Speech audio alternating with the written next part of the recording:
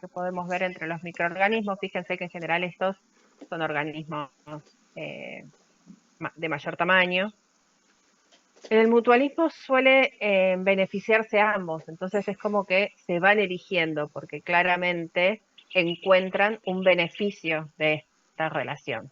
Pero lo que nosotros vamos a ver hoy es el parasitismo. El parasitismo en realidad está hablando de una relación donde uno sale perjudicado. Y el que sale perjudicado es el que se llama hospedador u hospedero. ¿Sí? Y el otro, el parásito, en este caso es metabólicamente dependiente del huésped. Lo necesita para poder realizar su ciclo de vida. Fíjense acá a modo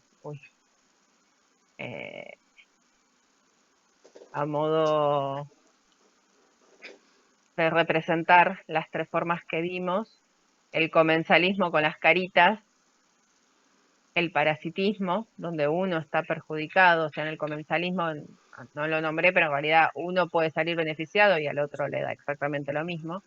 Y en el mutualismo ambos se benefician. En cambio, en el parasitismo, claramente uno vive a expensas del otro. La parasitología que nosotros nos vamos a centrar y que nos interesa es la parasitología clínica, que está dedicada al estudio de parásitos, obviamente, que afectan al sistema humano. Como en todo lo que venimos viendo hasta ahora, no vamos a ver todos los parásitos que afectan a los humanos, pero sí los que tienen más importancia para nosotros y para entender un poco estas relaciones. Después, obviamente, hay también parasitología en animales y en plantas también. Entonces, como decíamos, en el parasitismo tenemos el beneficio para el parásito, que es el que está causando el daño al hospedador, y este hospedador puede ser definitivo o intermediario. Esto lo tienen bien explicado, pero el definitivo es donde alcanza la madurez y se reproduce sexualmente el parásito. ¿Sí?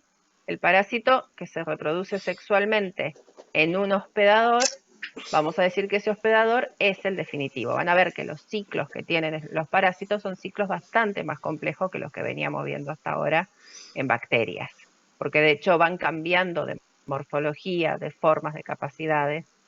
Y por otro lado tenemos el hospedador intermediario, que es donde el parásito pasa distintas etapas, en general etapas larvales, pero que no necesariamente se multiplica, o sea, no está en un estado maduro en el hospedador intermediario. Sí, en algunos casos se puede reproducir, pero suelen ser reproducciones asexuales. ¿Sí? Las vías de ingreso en general del parásito son varias. Algunas pueden ser activas por parte del parásito, donde pongo el...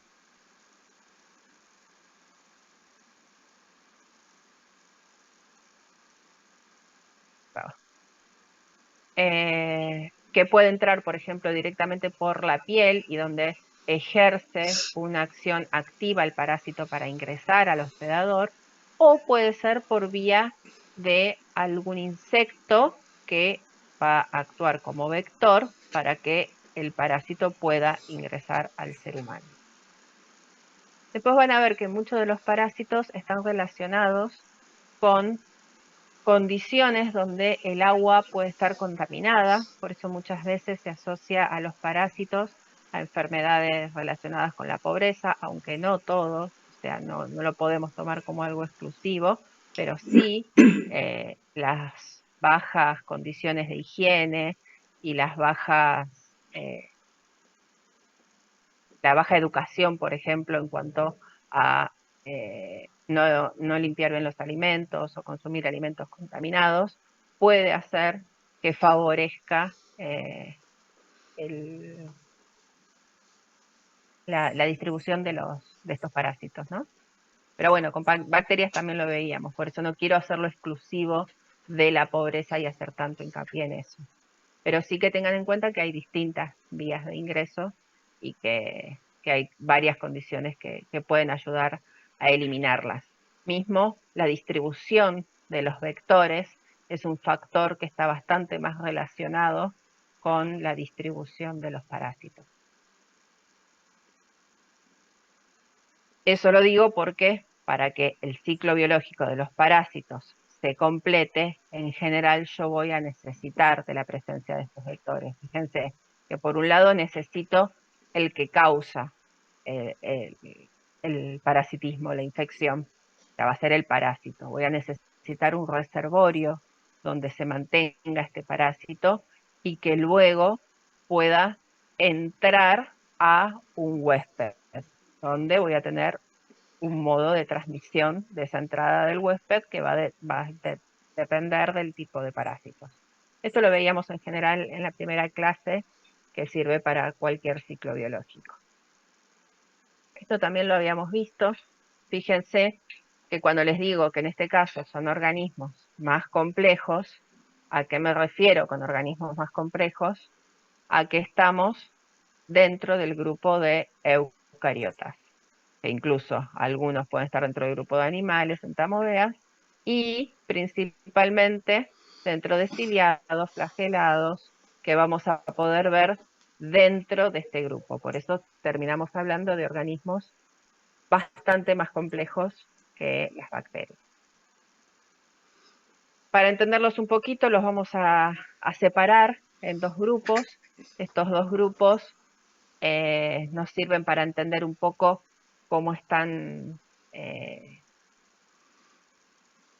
como para agruparlos, en el sentido de que los protozoos van a ser organismos unicelulares, en general no se ven a simple vista, así como pasaba con las bacterias, y por otro lado vamos a tener los helmintos, que van a ser organismos pluricelulares. ¿Alguno tiene idea a qué nos referimos con los helmintos? Estamos hablando de ya organismos bastante más, de mayor tamaño.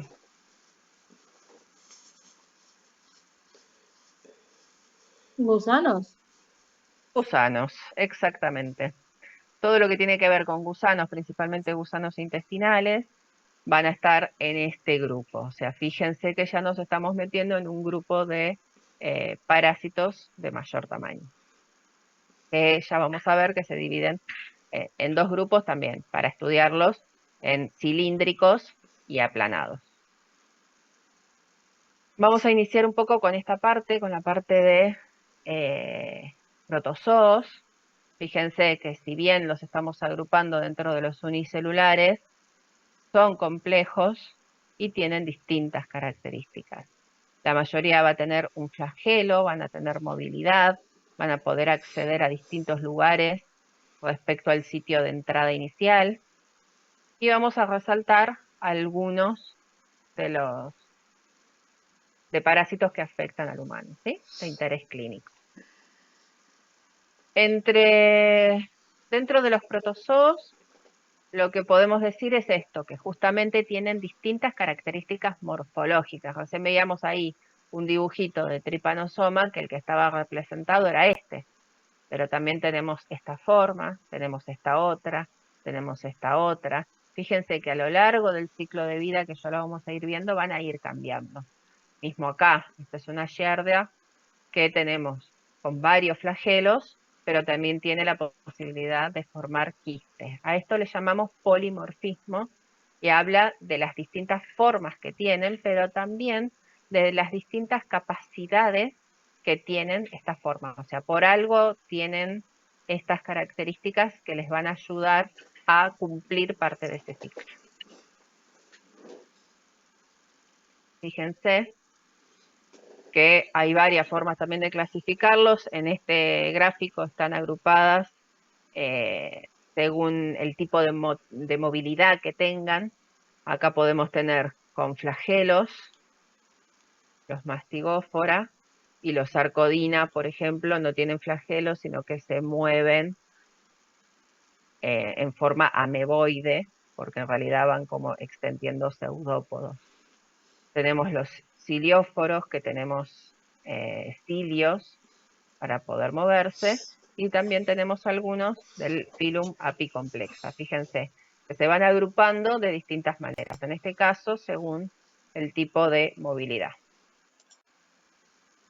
Algunos de los que vamos a ver que tienen en la clase, tenemos los flagelados, que decíamos recién, Trypanosoma, Leishmania, Giardia, Trichomona, los esporozoos, como Toxoplasma y Plasmodium, sarcodinos y ciliados, ¿sí? Esto lo vamos a dejar para más adelante. No sé por qué arranco por este, pero bueno, tengo un especial cariño por este parásito. ¿Alguno sabe qué enfermedad causa el Trypanosoma cruzi? El mal de Chagas. El mal de Chagas, muy bien. Es la enfermedad de Chagas. En realidad no se dice más mal de Chagas. Es la enfermedad de Chagas causada por el Trypanosoma cruzi, que es dibujo, pero así es como se ve al microscopio. Estos son glóbulos rojos y este es el tamaño del parásito, así que fíjense. Y acá tenemos fotitos del vector. Entonces, la enfermedad de Chagas, rápidamente, tenemos una distribución, que ahora les voy a aclarar algo respecto a lo que tienen cargado, que es endémica de la zona latinoamericana. En algún momento se la nombraba como la tripanosomiasis americana. Es una enfermedad que puede estar asociada a la pobreza porque en realidad lo que pasa es que la vinchuca, que es el vector que aloja al parásito, suele crecer vivir en lugares como techos de paja o paredes de adobe, que pueden estar relacionadas con la pobreza, pero no es excluyente. Si bien la mayoría de los lugares son lugares donde los recursos son más bajos. Lo que les quería aclarar es que sí, hay 8 millones de personas infectadas en zonas endémicas y no endémicas. En Argentina hay más de 1,5 millones de personas infectadas por Trypanosoma cruzi, es una enfermedad crónica, pero que tenemos un montón de otros lugares como la parte norte de América, muchos lugares de Europa, donde también podemos encontrar la presencia del parásito y en algunos casos, como en Estados Unidos, también el ciclo completo. Esto, por un lado, va despertando los intereses de distintos lugares como para que se preste atención a estas enfermedades. En general, las enfermedades parasitarias son las últimas que terminan llamando la atención a la hora de generar vacunas, por ejemplo. Pero bueno, el tema de que la enfermedad se globalice, fíjense, hay más de 21 países endémicos, pero tenemos muchos otros, aunque no sean endémicos, donde se encuentra la patología y que se está tratando también de controlar. Como les decía, el ciclo de vida transcurre entre el insecto vector, que es la vinchuca. Dentro del intestino de la vinchuca se aloja una de las formas que es el epimastigote. Pasa a ser tripomastigote metacíclico y esta es la forma que infecta al vertebrado, al hombre o animales domésticos o salvajes. Fíjense que el ciclo se puede dar peridoméstico o puede ser un ciclo dentro de animales salvajes. Esto es lo que les decía del tema de Estados Unidos, se ha encontrado infecciones, por ejemplo, en mapaches. Entonces ya no estamos hablando solo de animales que se encuentran en el norte argentino. Entonces tenemos el ciclo que transcurre entre el triatoma, en Argentina suele ser preponderante el triatoma infestans, pero triatomas en general, hay varios similares que uno nombra coloquialmente como vinchuca, y el hospedador definitivo, que es el vertebrado. ¿Por qué creen que es el hospedador definitivo? ¿Qué le da la característica de definitivo?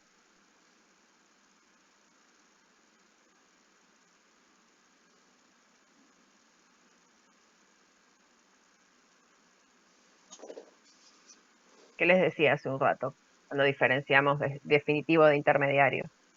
¿Cuál es el Que definitivo? se puede reproducir sexualmente en el hospedador. Exacto, en ese hospedador es donde se reproduce sexualmente. Eh, o donde genera el mayor daño y su ciclo eh, de vida, ¿no? Esta forma replicativa, fíjense, el tripomastigote es el que va a circular en forma sanguínea y el vertebrado lo va a alojar en sangre hasta que adquiere la forma de amastigote dentro de las células musculares, ¿sí? Ya sea músculo esquelético o cardíaco, donde se aloja el amastigote, que es la forma eh, replicativa del parásito. Esta, de todas las formas, esta es la que se replica dentro de las células y cuando la célula adquiere un número importante de amastigotes, eh, sale al medio e infecta a otro, ¿sí? Entonces dijimos, tenemos un flagelado, que es el tripomastigote, epimastigote, que es el que se aloja en la vinchuca, que también, y el amastigote, que se aloja en los músculos. Fíjense, dentro de los músculos se pueden llegar a ver amastigotes dentro de las células musculares. En cambio, los flagelados son los que se mueven entre las células eh, sanguíneas.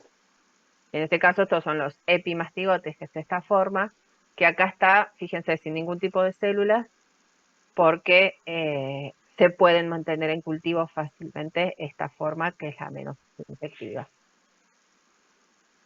Esto, bueno, es una imagen de microscopía electrónica, fíjense cómo se ve como en 3 dimensiones, a diferencia del otro microscopio. Entonces, hablando de las vías de transmisión, para que tengan bien presente, a ver, esto es algo que ustedes tienen que tienen eh, importancia para ustedes, porque si ustedes se encuentran con una persona que les dice que tiene enfermedad de Chagas o que se sospecha que tiene la infección, ustedes tienen que saber cómo protegerse.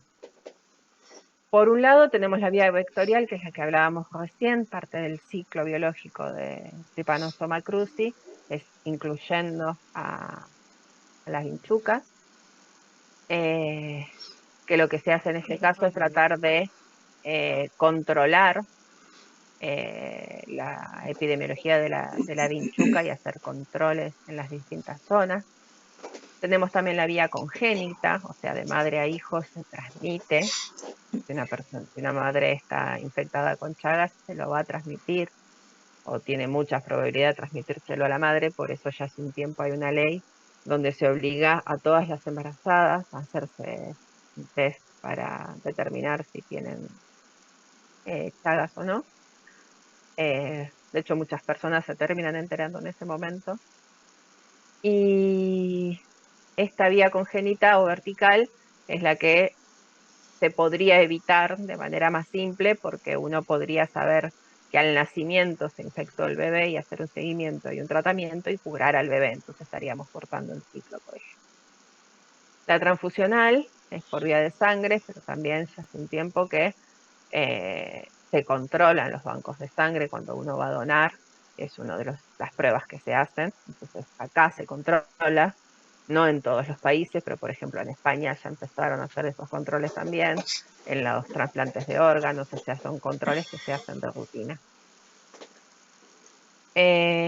Bueno, jeringas, obviamente estamos hablando de parásitos que circulan por sangre, accidentes del laboratorio y una vía que no es tan conocida y que no se detecta en todos los sectores donde se encuentra el parásito es la vía oral, que en general ocurre en zonas donde la vinchuca circula, defeca y quizás uno come frutos no debidamente higienizados y como puede pasar por ahí en el norte de Brasil, en Venezuela, con los azaí o esas plantas que por ahí son más difíciles de limpiar o que no se les da la debida importancia y por vía oral también se ha detectado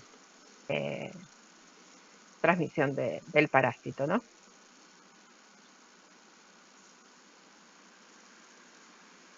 Bueno, ¿por qué les decía que por ahí muchas mamás se terminan enterando al momento de quedar embarazada y hacerse los análisis o cuando uno va a donar sangre?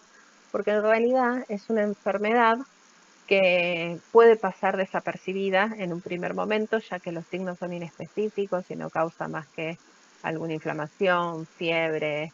El único signo por ahí más característico en la etapa aguda es si la vinchuca te pica cerca del ojo, se termina generando un chagoma que se ve de esta manera, pero si no, simplemente es una picadura, porque en realidad la vinchuca pica y en el momento que pica, defeca, como un reflejo del insecto.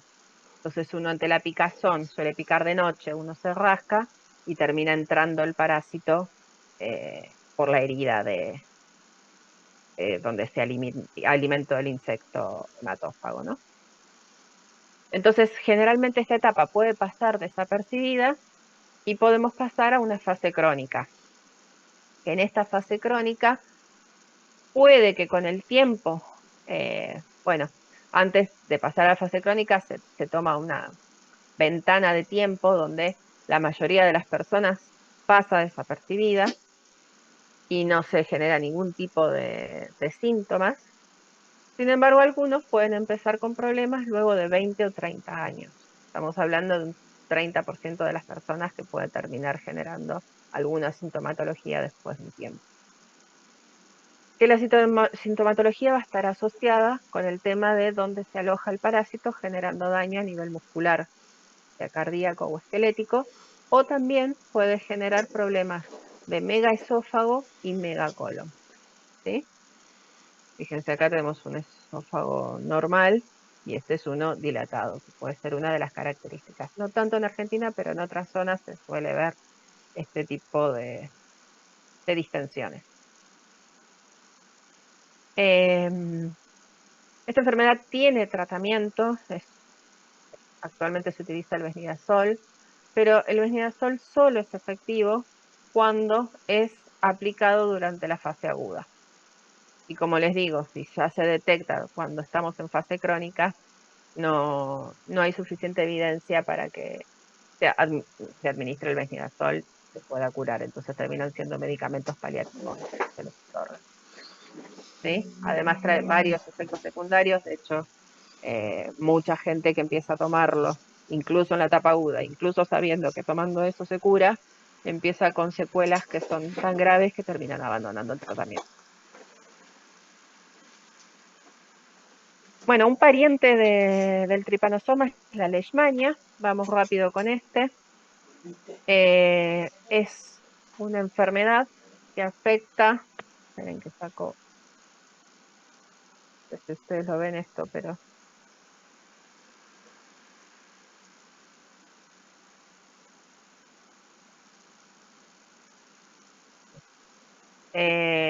que afecta a zonas realmente pobres donde la malnutrición es elevada, pero que también coinciden con la zona donde se encuentra este flebótomo, que fíjense que es un mosquito, diferente a la Aedes y a cualquier otro que encontremos por acá, pero que también se encuentra en el norte de Argentina. Se transmite por la picadura de los mosquitos hembras de esta especie. Afecta al hombre y a varios otros reservorios animales. De hecho, se ha encontrado leishmania en el norte de Argentina en perros, en llamas y en distintos animales que pueden ser picados por el mosquito. Eh,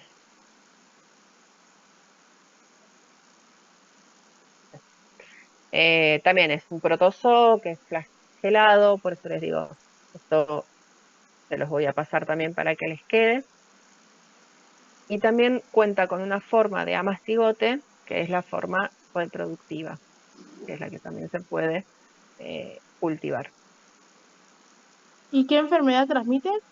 Leishmaniasis se llama. O sea, la leishmania, leishmaniasis.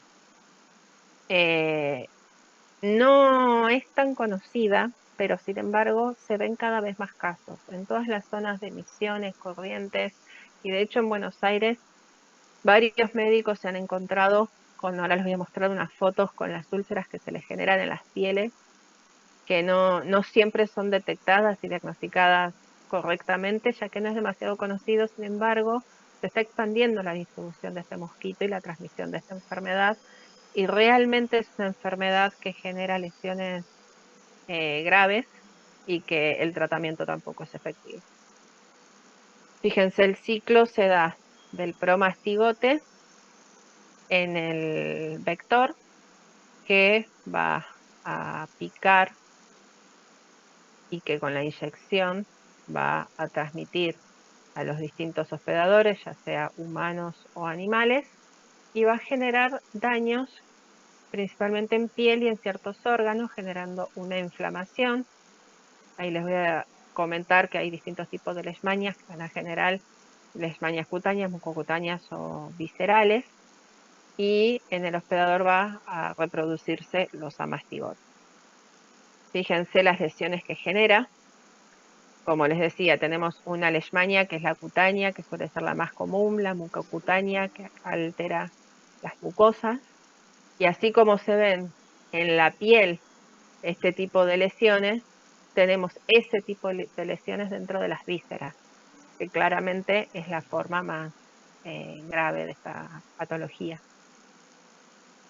Pero bueno, puede traer multiplicidad de síntomas, y también tenemos anfotericina como antiparasitario que se receta para esta patología, pero bueno, es difícil de detectar a tiempo y de tratar, por lo que les decía, también por la falta de conocimiento, al menos en esta zona. Por otro lado tenemos, bueno, Giardia, esto también lo tienen bastante desarrollado en las clases teóricas que están subidas. Fíjense que la giardia, que causa giardiasis, en general se repite un poco el nombre del patógeno y de la enfermedad. Este es uno de los pocos protozoos que afecta al intestino. También es un protozoo flagelado. Tiene dos formas, una forma de resistencia, que es el quiste, y una forma invasiva y replicativa, que es el trofozoito. Fíjense que tiene varios flagelos, también tiene una capacidad de adherirse al intestino, y que termina generando la obstrucción a nivel de absorción de la flora, a nivel intestinal de la absorción, ¿sí? Bueno, acá tienen todas las características. Tiene un aspecto de pera, por eso les dicen así. Tienen la capacidad de anclarse al intestino, tiene varios flagelos, y y se mantiene dentro del intestino adherido, generando la absorción de nutrientes. Por otro lado tenemos el quiste, que el quiste va a ser la forma de resistente, que es la que se puede eliminar en las heces y contaminar nuevamente.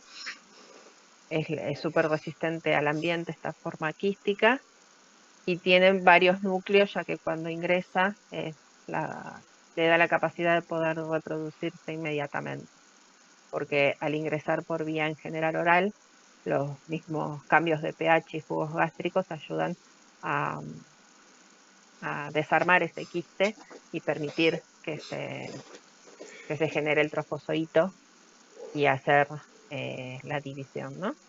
Fíjense que puede entrar por alimentos contaminados. En este sector, como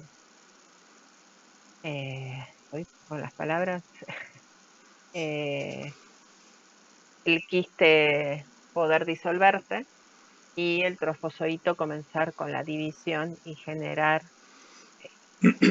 las lesiones a nivel intestinal.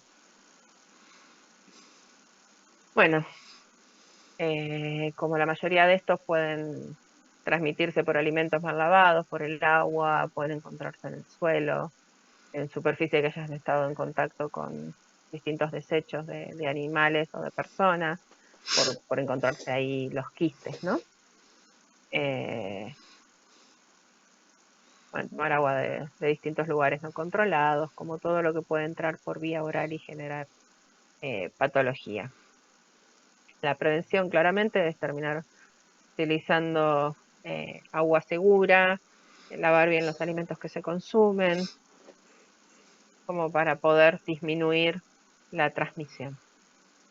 Los síntomas claros son diarreas, en general los más susceptibles a esta enfermedad van a ser los chicos, y al cabo de 1 o 2 semanas empezar a presentar distintos síntomas, además de la diarrea, como dolor de cabeza, náuseas, y lo que pasa en breve tiempo es que se pierde los líquidos corporales y se pierde genera una gran pérdida de peso, ¿no? El tratamiento, bueno, hay un antiparasitario que también está medio discontinuado por los efectos secundarios que trae, pero en general lo que se hace es tratar los síntomas paliativamente. Si son leves no, pero si no es necesario tomar medidas. Tricomona, lo vamos a pasar, no lo vamos a considerar.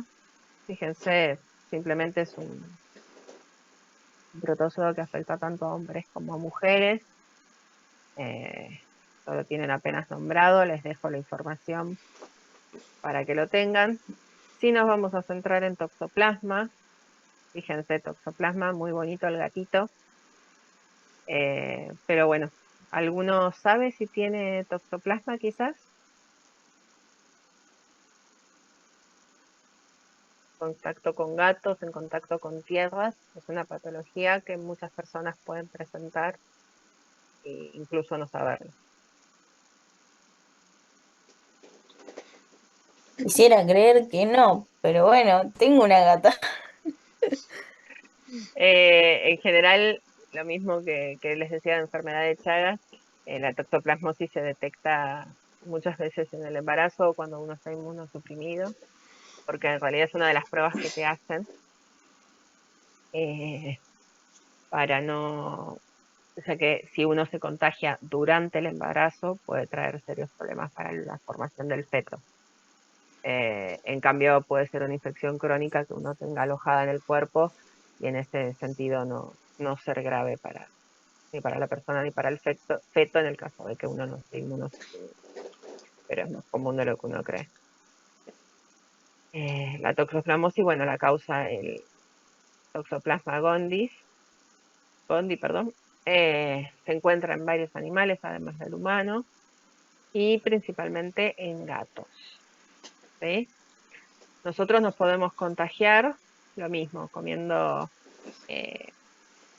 frutas o verduras mal lavados, o por limpiar las piedritas de los gatos, jugando de chicos si uno comió tierra donde defecaron gatos y estaban contaminados, fíjense, esta es medio la forma del toxoplasma. Y acá, a diferencia de lo que veíamos antes, el ciclo sexual se da en el gato. De hecho, el hospedador definitivo es el gato y nosotros pasamos a ser un hospedador intermediario. Los oocitos son los que se eliminan con las heces, luego de que se replique en el gato, y tanto los oocitos como los pseudoquistes pueden ser ingeridos por las personas. Por las personas o por los animales, y nosotros después también, ingiriendo la carne mal cocida, también poder contagiarnos. Ahí es donde se diferencia a taquizoitos, que los taquizoitos en el humano pueden generar un ciclo asexual, y el mayor riesgo que tiene esta enfermedad en los humanos es lo que les decía, de poder generar una infección congénita e infectarse en el momento que una está embarazada y terminar generando teratogenias o distintas malformaciones en el feto. Luego de ingresar, el parásito se aloja muchas veces en el sistema nervioso central, en el hígado o en distintos órganos, que va a pasar desapercibido por mucho tiempo. A no ser que uno esté inmunosuprimido, probablemente no nos enteremos. De hecho, si uno tiene y está infectado por toxoplasma, no sería un cuidado extra durante el embarazo porque ya lo tenés, ¿no? Bueno, afecta a distintas personas que tienen el sistema inmunodebilitado. Puede pasar por vía congénita, o sea, uno se lo puede pasar al bebé también. Y como les decía, pueden pasar asintomáticas las personas durante mucho tiempo. Otro parásito que quería nombrarles, que me parece importante que lo tengan presente, que no lo tienen en las clases, pero sí creo que es importante que lo consideren, es el Plasmodium, que es el causante de la malaria. El Plasmodium también es unicelular, está dentro de este grupo, y es causante de la malaria o paludismo. ¿Han escuchado hablar de la malaria?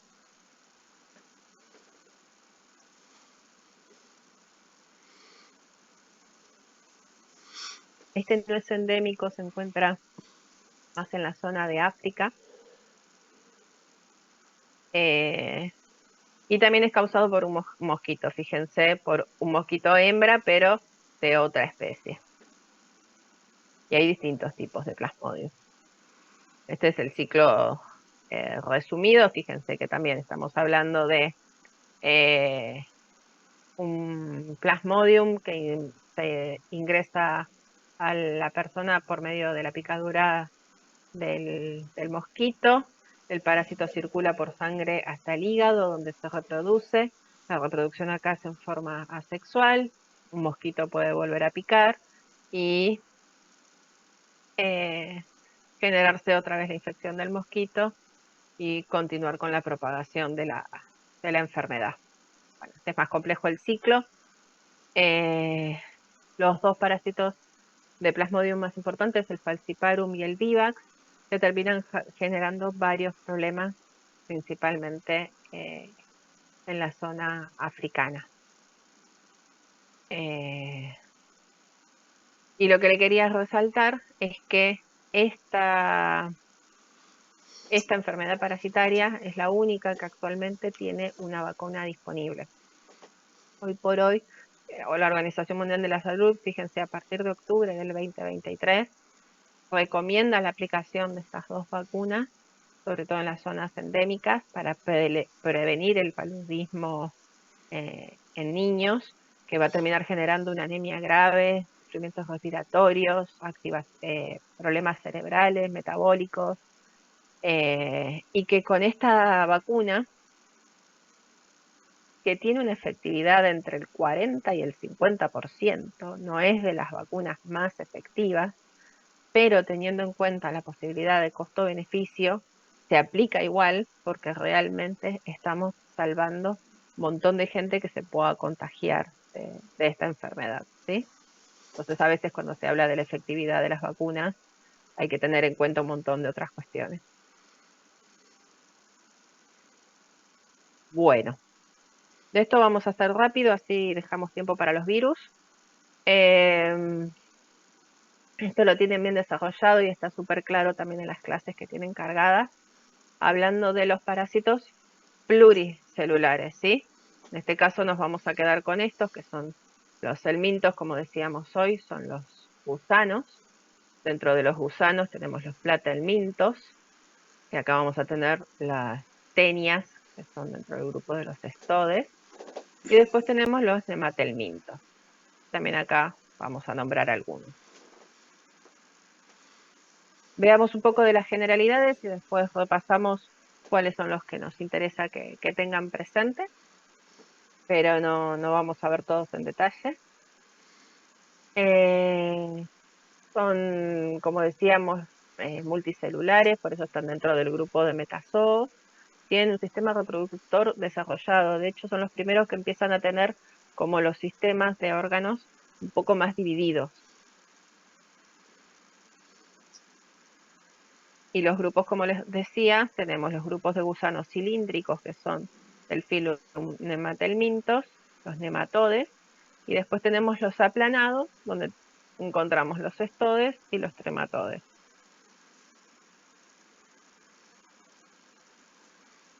Estos, además de tener el cuerpo cilíndrico, los nematelmintos tienen como un extremo anterior con ventosas o como con dientes en una cápsula bucal, que son los que les permiten adherirse en general al intestino.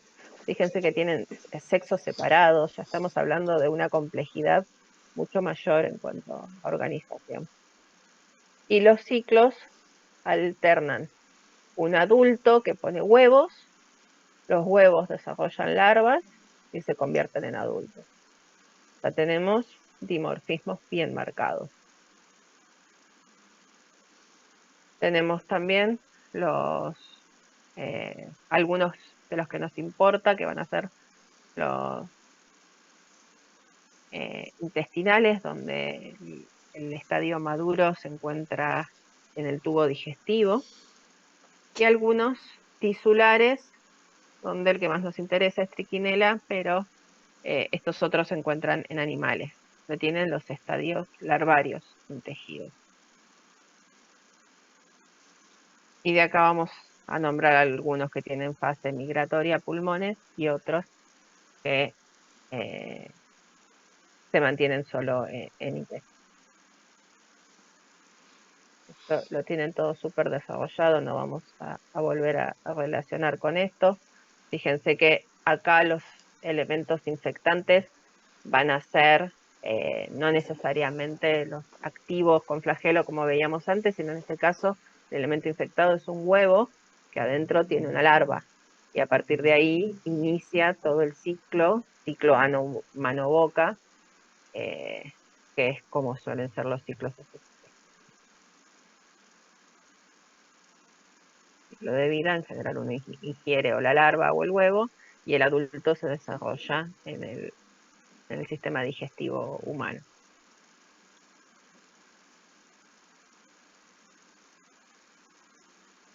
Bueno, esas son como distintas formas de tomar las muestras, que las tienen detalladas para poder hacer la detección de estos. En general, todos estos con un buen aseo de manos, uñas, de costumbres, siempre se asocia a los chicos de no llevarse las manos a la boca, de lavarse bien las uñas, las manos. Uno lo asocia con chicos, pero también en adultos pasa, entonces es como que la forma de profilaxis en general es no llevarse nada contaminado a la boca como para poder generar ese ciclo. También, de nuevo, vía infección oral, se generan infecciones masivas. Fíjense que estos son gusanos circulares, es el ascaris, pero bueno, no vamos, ya les digo, no entrar en detalle para no. Van a generar, adherirse a las placas y terminar generando anemias masivas por la presencia de estos parásitos en intestinos, que pueden estar durante mucho tiempo y ser asintomáticas hasta cuando finalmente se detectan con estados de anemia avanzados. Otros de los que vamos a repasar van a ser la triquinosis, que terminan alojándose en intestino, y músculo esquelético también, donde tienen el músculo de cerdos y roedores, que se aloja y que puede ser ingerido. Entonces la infección va a ser por vía oral en este caso.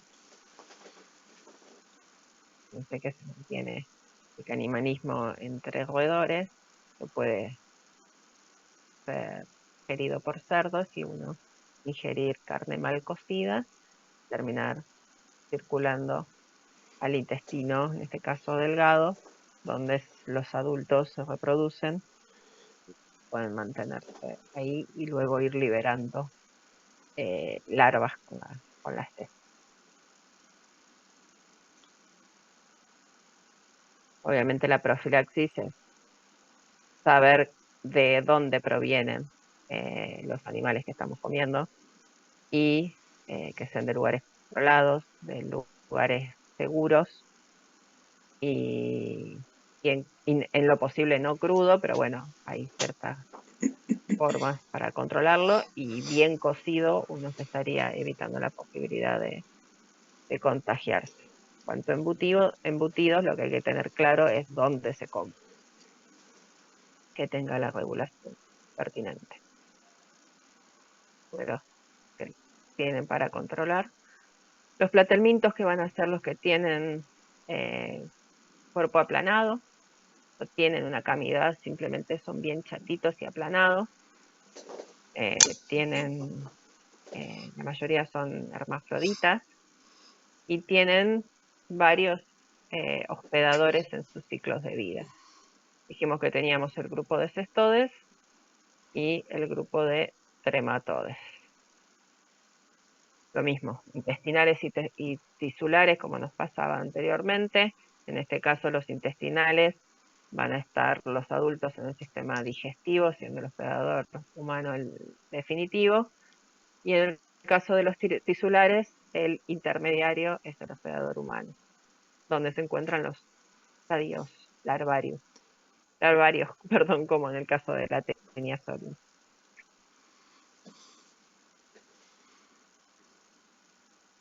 Menoleptis nanas, que la tienen bien desarrollada. La Taenia, que hay distintas especies de Taenia que pueden afectar y vivir en el intestino. Fíjense cómo tiene la cabeza con estas características para adherirse al intestino. Tenemos dos tipos de Taenia, la saginata y la solium. Fíjense que la saginata afecta al ganado vacuno y la solium al porcino. Y luego por vía oral nuevamente ingresa al intestino, y con el escólex de la cabeza es como se adhiere a las superficies del intestino. Los tisulares, bueno, tenemos el cisticerco, que también es la larva de la Taenia solium, que afecta de forma accidental al humano. Las medidas de profilaxis es no comer carne cruda, lavarse las manos, lavar la verdura, comer carne cocida. Hidatidosis es otra enfermedad que afecta al ganado vacuno en la zona ganadera del país, y alterna su ciclo entre en general el perro y el ganado, y el humano termina siendo un predador accidental, infectándose por vía oral por ingerir la carne vacuna. El ciclo, muchas veces, entonces una costumbre que se suele realizar es darle las vísceras cuando se carnea a los perros, y si tienen las vísceras crudas, ¿no? Uno no debería darle a los perros algo que uno no comería. Si uno lo come cocido, el perro también debería comerlo cocido para evitar y controlar estos ciclos. Y después, sobre el final de la clase, ustedes tienen un desarrollo de artrópodos que tampoco vamos a incluírselos, que si bien son parásitos, son insectos, como los piojos y distintos insectos que terminan causando daño en el humano. Toda la parte de artrópodos que causan la sarna, los piojos, vamos a dejarlo de lado para este